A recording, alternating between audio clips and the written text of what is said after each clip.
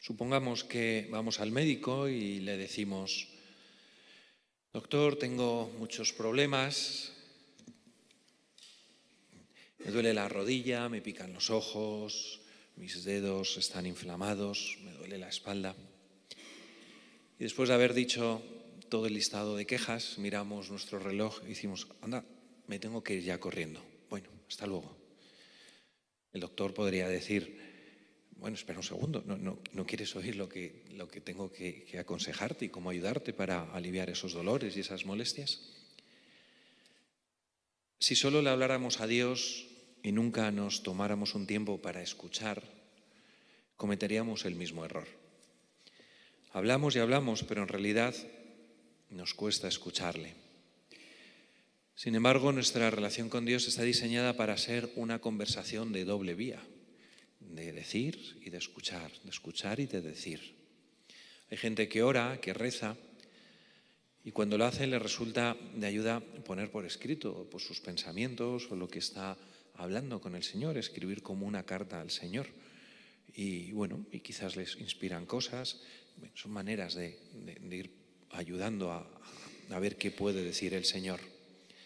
Es verdad que estamos en un momento, en una época saturada de los medios de comunicación. Tenemos muchas voces que nos llegan de todos los lugares: televisión, radio, internet, Instagram, email, mensajes de texto, WhatsApp, etcétera. Muchísimas aplicaciones que constantemente están ahí sonando, reclamando su atención, ¿no? Y tenemos voces de las personas que nos rodean, familiares, amigos, colegas. Y a veces también tenemos la voz del maligno, como veíamos el domingo pasado, pues que nos va diciendo también que dudemos de la palabra de Dios, que dudemos del Señor, que dudemos de su Iglesia, que Dios en realidad no quiere lo mejor para nosotros. Esas dudas también se nos van sugiriendo. Por lo tanto, como veis, recibimos muchas voces de muchos ámbitos y también tenemos voces en nuestro propio interior, nuestra propia cabeza, que va creando sus propias voces, sus propias conversaciones, sus propias historias, ¿no? ¿Cómo escuchas la voz de Dios en medio del ruido y de las distracciones de la vida? En el Evangelio vemos cómo el Señor se lleva a Pedro, a Santiago y a Juan a un monte alto y ahí se transfigura. Este Evangelio se nos propone todos los años el segundo domingo de Cuaresma. El primer domingo de Cuaresma son las tentaciones, Jesús fue tentado, y el segundo es la transfiguración, donde Jesús viene a consolar, a animar, a confortar a sus discípulos, anunciándoles la pasión, después de haberles anunciado la pasión de que va a morir. Por eso termina el Evangelio de hoy diciendo que cuando bajaban del monte les decía: no le digáis nada a nadie hasta que el Hijo del Hombre resucite de entre los muertos. Y ellos no entendían. Bien, pues en este Evangelio que se nos propone todos los años en el segundo domingo de Cuaresma, según distintos evangelistas, vemos cómo se transfigura el Señor, la nube les envuelve a Pedro, a Santiago y Juan, y escuchan una voz, que es Dios Padre, que dice: este es mi Hijo, el amado, escuchadlo. Lo primero que tenemos que hacer con Dios es escucharlo. Y esto es lo más importante, porque Él sabe qué es lo mejor para cada uno de nosotros. Esa es la actitud primera y fundamental, escuchar a Dios. Jesús lleva a los discípulos a este lugar tranquilo y ahí se revela el Padre. Dios Padre dice esta frase: este es mi Hijo amado, escuchadlo. Y Jesús luego en otros muchos momentos pasará tiempo con sus discípulos, estando tranquilamente con ellos, y les va explicando las parábolas, les va explicando pues tantas cosas maravillosas que en el fondo son para nuestra felicidad, para nuestra vida. Y lo primero para escuchar la voz de Dios es silenciar el ruido que hay a nuestro alrededor.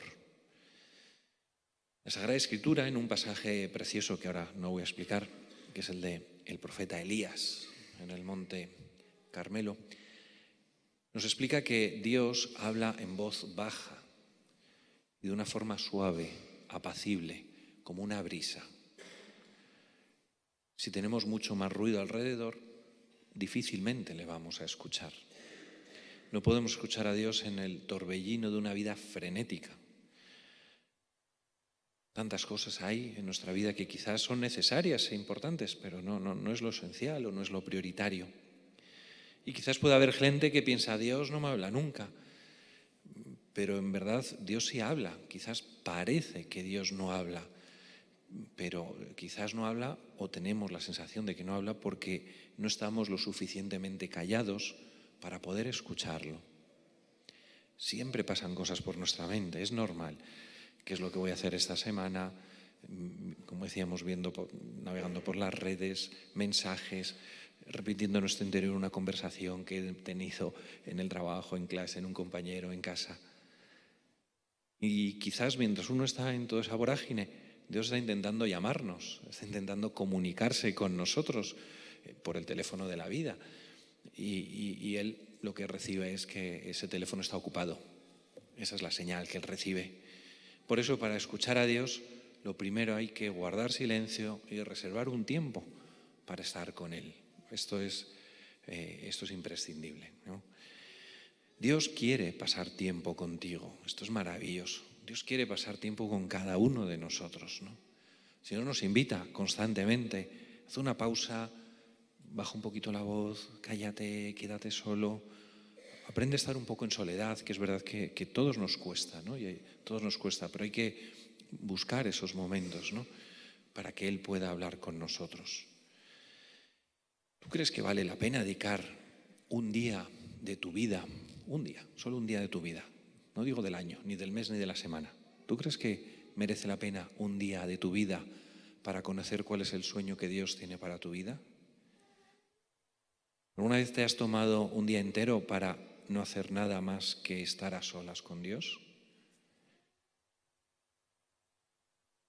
Estamos en Cuaresma y se nos ha invitado en el miércoles de ceniza a cuidar el tiempo de la oración. Quizás en esta Cuaresma sea un momento pues para dedicar un poco más de tiempo, buscar un hueco un poquito más largo, más sereno, para hablar con Dios en oración. Deja que Dios te hable a través de su palabra.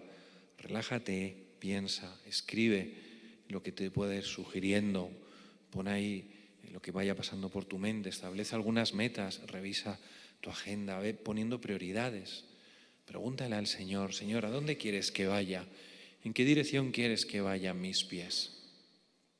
Y luego, además de pasar algún tiempo, a lo mejor más amplio, adquiere el hábito de pasar un tiempo a solas con Dios todos los días. Esto sí es imprescindible. Quizás todos los días de la vida, pues evidentemente no podemos estar a solas con Dios, aunque Él está con nosotros 24 horas, 24/7, porque Él vive en nuestro corazón. Pero digamos, lo que es estar solas con Él, evidentemente nadie está toda la vida con Él, ni siquiera los monjes y las monjas de clausura no están todos los días encerrados en la iglesia, también, como sabemos, hacen temas de alimentación, temas de manualidades, trabajan allí dentro de los muros. Es decir, no están todo el día solos con Dios en la iglesia. Nadie puede estar así, eso es evidente, pero sí podemos reservar un poquito de tiempo cada día. Recuerda, Dios habla a las personas que se toman el tiempo para escuchar, no solo un día, sino también de manera regular. Más vale el planteamiento del goteo, más vale un poquito todos los días que grandes cantidades.